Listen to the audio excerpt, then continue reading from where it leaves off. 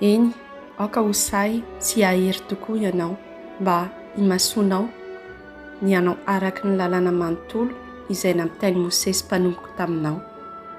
Aza misy hanaovana tsiramina mihitsy izany, na ny kely aza, dia aomby ianao amin'izay rehetra ataonao.